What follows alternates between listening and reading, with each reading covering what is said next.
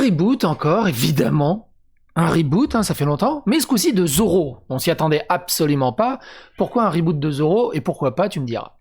Alors évidemment, il faut qu'il corresponde aux standards actuels. Et qui dit reboot dit gender swap. Ils peuvent pas faire de race swap parce que ce qui tombe bien pour Zorro, c'est qu'il est déjà espagnol de base. Donc ça c'est cool. Mais du coup, ça sera une femme. Zorette, du coup j'imagine. Et le pitch de base, c'est une artiste qui s'élève contre les méchants dans le cadre de justice sociale. Et les termes sont extrêmement bien choisis.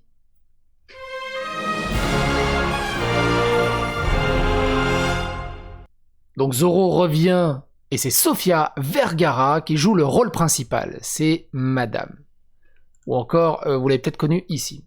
C'est une actrice très pétaradante. Elle est très cool.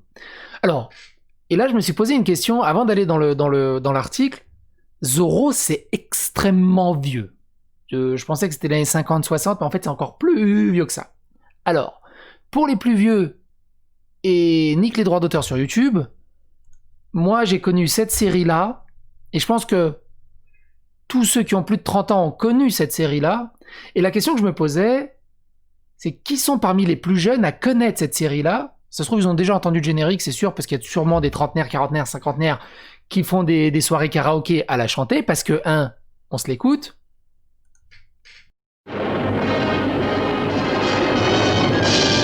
Un cavalier qui surgit lors de la nuit court vers l'aventure au galop.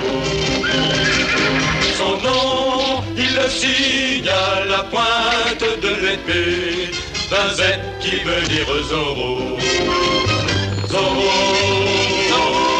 renard rusé qui fait sa loi. Alors, je vais faire mon vieux con. On savait faire des putains de génériques quand même avant.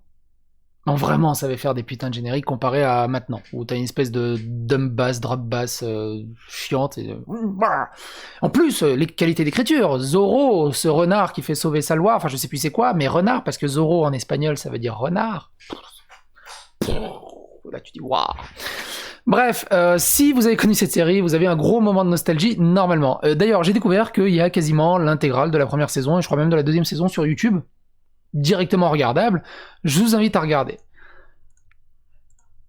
Du coup, je suis allé un peu sur Wikipédia aussi. Zorro, mot qui signifie renard en espagnol, est un personnage de fiction créé en 1919 par Johnston McCulley. C'est un justicier masqué vêtu de noir qui combat l'injustice dans la ville de Los Angeles en Californie espagnole en 1769 à 1821. Il faut savoir que la Californie était espagnole à cette époque-là. Son costume entièrement de noir comprend une cape, un chapeau connu sous le nom du sombrero corboré et un masque domino qui couvre la partie supérieure de son visage. Ce personnage a inspiré des romans, des bandes dessinées, des films, des séries télévisées, des animés, des jeux et d'autres héros tels que Batman. Batman est totalement une copie de Zorro. C'est un hommage clin d'œil pastiche plagiat de Zorro. C'est exactement le concept. D'ailleurs, il y en a peu qui savent que le Joker est également inspiré de l'homme qui rit de Victor Hugo, qui est français du coup. C'est rigolo aussi. Et donc moi ce que vraiment gamin, ce que j'ai connu, ça doit être ça. C'est la série qui est datée de 1957 à 61. T'imagines, je suis né en 83, donc j'ai des souvenirs, on va dire, de fin des années 80. Donc on va dire entre 86, 7, 8, 9, les plus anciens souvenirs. Et Zorro passait encore à la télé presque 20 ans après. C'est mine de rien, c'est énorme, c'est énorme. Et passé, puis il a continué à passer dans les années 90 jusqu'à là, je crois qu'il passe quasiment plus maintenant à la télé. Et donc la question que je me posais, c'est qui parmi vous connaissent Zorro ou connaissent que les films de Zorro d'Antonio Banderas, qui même eux commencent à être extrêmement vieux. Et donc on apprend, NBC développe un redémarrage du Zorro moderne avec un gender swap, parce qu'évidemment il le faut. Super-héros ayant dominé la culture populaire pendant si longtemps, il est étrange de voir apparaître un héros costumé que nous n'avons pas vu depuis longtemps. Exemple concret, Zorro, un personnage dont l'héritage est si important pour les combattants du crime moderne que voir un film de Zorro fait partie intégrante de l'histoire d'origine de Batman, mais qui n'a pas eu de grand film ou émission de télé depuis très longtemps. Eh bien, NBC cherche enfin à changer cela avec le réseau développement une version contemporaine de Zorro avec Robert Rodriguez, Rebecca Rodriguez, Sofia Vergara et les sociétés de production Latin Way, Propagate, CBS Studio et Universal TV. Il y a donc beaucoup de noms dans cette chose. Quand ils disent une version contemporaine, est-ce qu'ils veulent moderniser le mythe de Zorro dans la Californie espagnole ou ils veulent faire un Zorro dans la modernité de 2020 ? Je sais pas, mais c'est intéressant. Les deux frères et sœurs Rodriguez écriront sous la direction de Rebecca Rodriguez et en plus d'être une version contemporaine, ils seront également gender swap. Donc d'après ce que je comprends, c'est vraiment, ça sera moderne, ça sera dans le temps de maintenant. Ça va être bizarre. Tout cela vient de Deadline, qui dit que le nouveau Zorro sera une femme nommée Sola Dominguez, une artiste underground qui se bat pour la justice sociale, évidemment, en tant que version contemporaine du mythique Zorro. Maintenant, une partie du shtick de Zorro est de porter une cape et de trancher des aides avec l'épée. Ce qui pourrait être un peu plus difficile à vendre dans un cadre moderne. Mais c'est là que l'intelligence du nouveau Zorro fait d'elle une underground artiste. Ben oui, ils étaient intelligents, vu que c'est moderne, il faut de l'intelligence, parce que ça va être ringard si elle se remet avec une épée et fait tchic tchic tchic. Ça va être débile. Mais là, c'est une artiste underground. Qui a besoin d'une épée quand on peut faire une sorte de merde de Banksy ? Pourquoi il attaque Banksy D'ailleurs, j'ai toujours cru que c'était Banksy. En fait, c'est Banksy. J'ai pas compris l'attaque à Banksy. Ils ont pas l'air d'aimer Banksy. De faire une sorte de merde à la Banksy en mettant un Z sur un morceau de commentaire social brutal avec de la peinture en aérosol. Alors du coup, elle va le faire avec un aérosol. J'ai hâte de voir ça. J'ai vraiment hâte de voir ça. Ce ne serait pas aussi cool qu'une épée, mais ce serait certainement contemporain. Bon bref, il est très à charge, l'article que j'ai vu dessus. Beaucoup en parlent, je vous laisse les liens si vous voulez les lire de votre côté. Par contre, ce qui était intéressant sur Bonding by Comics, je suis tombé sur un lien qui date du 1er mars 2019.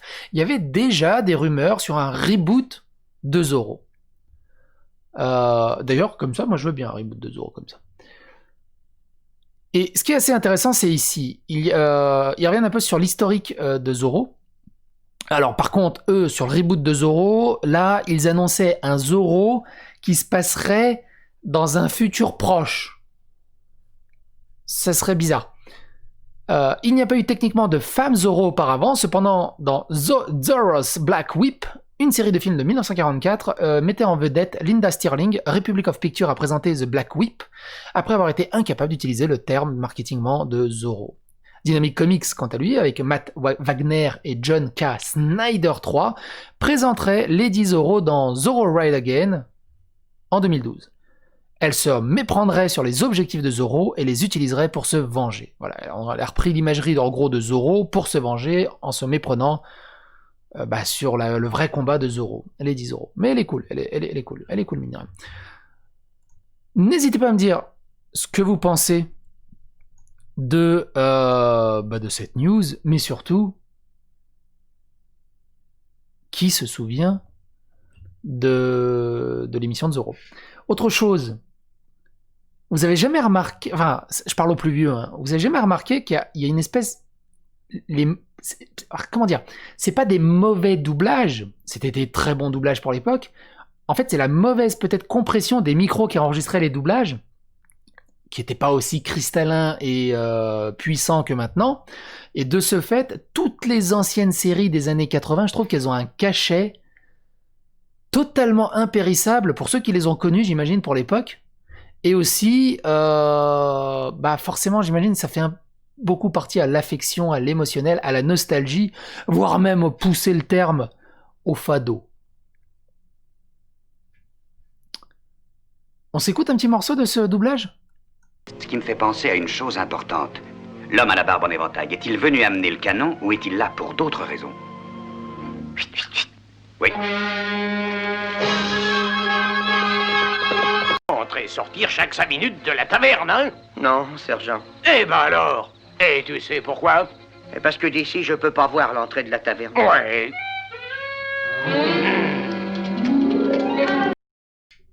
Alors ce que j'adorais quand j'étais gamin, justement, Zorro, il y avait plusieurs lectures. Il y avait la lecture pour les adultes, avec un récit et des scénarios bien foutus, et il y avait aussi une partie plus enfantine avec lui, et qui intéressait les gamins parce que c'était juste drôle, il y avait beaucoup d'humour. Du coup, dans le gender swap, d'ailleurs, j'en viens d'y penser. Du coup, est-ce que Zorro sera une femme, mais est-ce que Bernardo, du coup, ça sera une femme lesbienne muette? Comme ça, ils rentreront aussi dans le pourcentage des cadres des handicaps. Et, et Sergent Garcia, ça sera une grosse femme obèse pour justement faire passer l'acceptation de soi et lutter contre la grossophobie et ce genre de choses. Bref, j'ai hâte d'en voir plus. J'ai vraiment hâte d'en voir plus. Bisous. Ah oui, c'est vrai. Abonnez-vous, partagez, commentez, likez, mais surtout, signez d'un Z, qui veut dire, mets la cloche.